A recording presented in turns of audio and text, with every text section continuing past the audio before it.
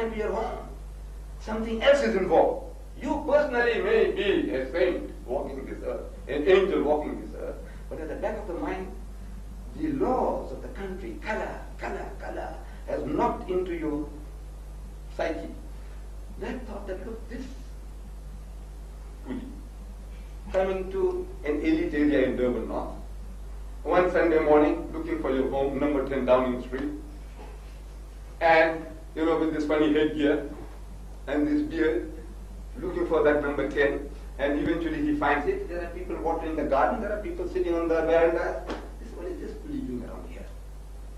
And then, maybe, I find the house, I knock at the door, Mrs. Smith opens the door, and because she had enjoyed my hospitality, she's so happy. She says, come in, Mr. Deedat, come in. She means well. I go inside and we start chatting again, and religion is a deep subject, you might carry on for hours, and tongues begin to wag. He says, what is that doing inside here? What are they doing? Running a shebeen or what? What is Mrs. Smith doing? What business is she in now? Or another relation of the family comes in, finds this black man there, brown man. So my host will have to go out of his way to explain my presence there. He said, this is Mr. Deedat. When we went to his house, his family, they received us so well, and they gave us such nice food and what not. Oh, you're going out of your way, actually, to justify my presence there. You know it. You have to justify, what is this guy doing here in the house? So, to avoid all that, best thing is, convey my regards to the Mills, This is what it is. Laws have a tendency to change the characters of people over a period of time. In Hitlerite Germany, a nation so civilized, so cultured, the nation of Goethe and Beethoven, one of the most cultured nations in Europe, they could stoop down to incinerating 6 million Jews. Well, the fact or fiction. The fact is, even 6 Jews. 6 million Jews. And this cultured nation, Christian nation, allowed it. As a people, 90 million Germans that were Christians. Even if Hitler was an atheist. They allowed this massacre to take place.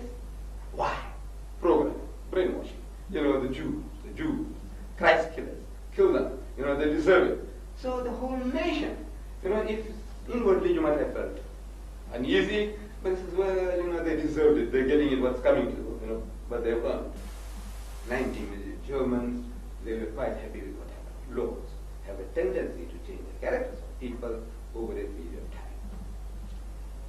time. 1,000 years and 300 between Moses and Jesus, the Jews, these very laws which were meant to mold the character and rule, create a happy community, those laws perverted the standards.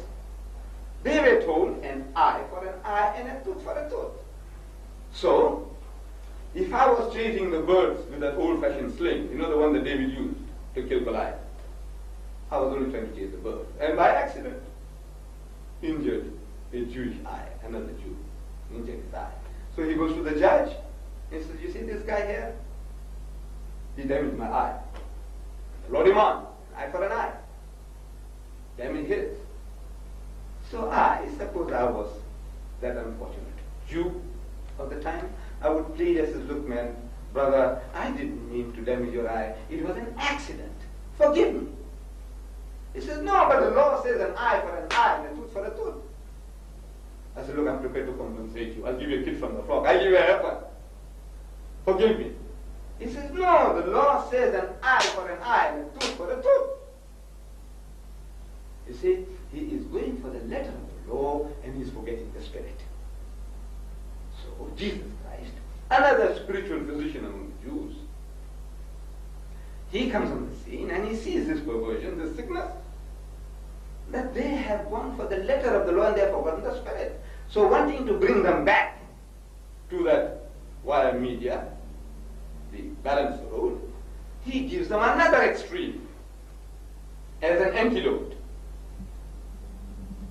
It has been said by them of old time, Jesus said, an eye for an eye and a tooth for a tooth. But I say unto you, resist not evil. He who strikes you on the right cheek, give the other. If a person takes away your coat, give me a blow also. Agree with thine adversary quickly, while thou art with him on the way. If a person makes you to walk 1 mile, walk with him 2. In other words, go to the other extreme. This is an antidote for a sickness, which is a beautiful antidote for a sickness. But we Muslims, what we say is this, that antidote will not work. Because you haven't got that sickness. Your sickness has changed. And as your sickness changes, the remedy must change. And in that change, we Muslims claim that Muhammad brought that last and final revelation of God Almighty. He has given us a law, and we say it is the fulfillment of the laws as given by Moses and Jesus. And Jesus Christ, he himself had foretold.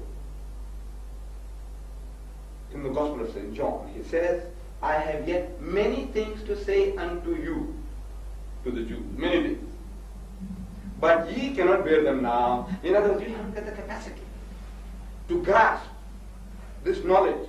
God has given it to him. He could have guided mankind for eternity till doomsday. But the people who were the recipients of that message were not fit to receive it, as he said. But ye, you, cannot bear them now.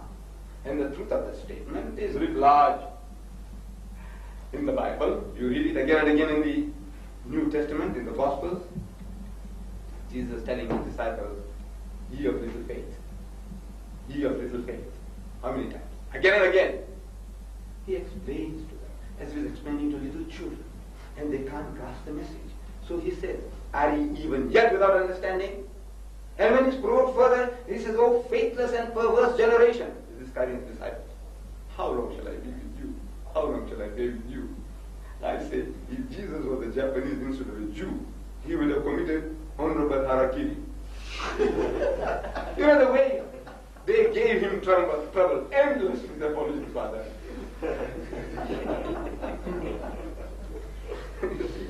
You know, they gave him endless trouble. Everything he's telling them, they misunderstand. They misconstrue.